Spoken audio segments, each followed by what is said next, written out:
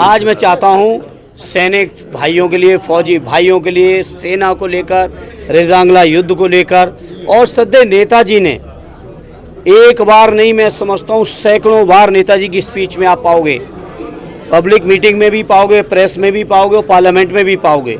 सदैव नेताजी ने हमेशा कहा कि हमारे देश को सबसे बड़ा कहीं से खतरा है तो चीन से है, और देश की सरकार को चीन से सावधान रहना चाहिए।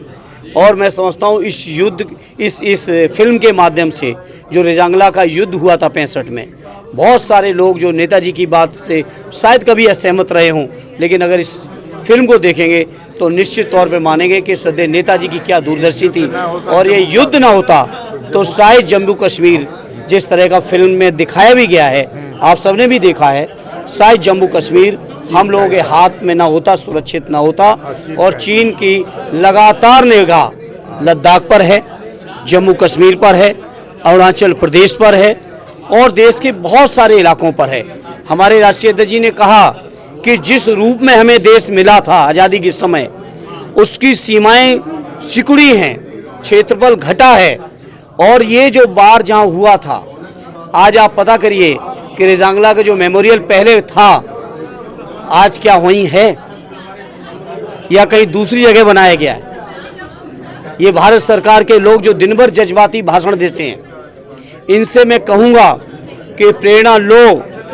और चाहे ये रेजांगला का इलाका हो, चाहे मानसरोवर का इलाका हो, चाहे अरुणाचल का इलाका हो, सभी को चीन से मुक्त कराएं। इस तरफ कहीं 56 इंच का सीना दिखाएं। केवल देश के नागरिकों के अंदर भेदभाव करके, बांट के, नफरत फैला के ये जो राजनीति कर रहे हैं 56 इंच वाले पिछले 11-12 सालों से, इस राजनीति को छोड़ के देशभक्ति की राजनीति करें। ये मेरा उनसे अनुरोध होगा।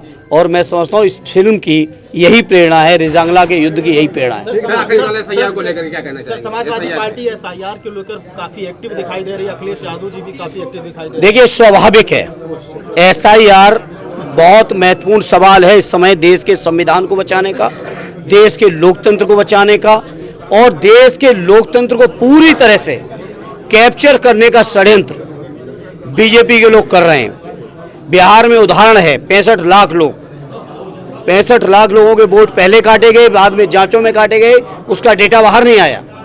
और उत्तर प्रदेश में भी षड्यंत्र है करोड़ों वोट काटने के।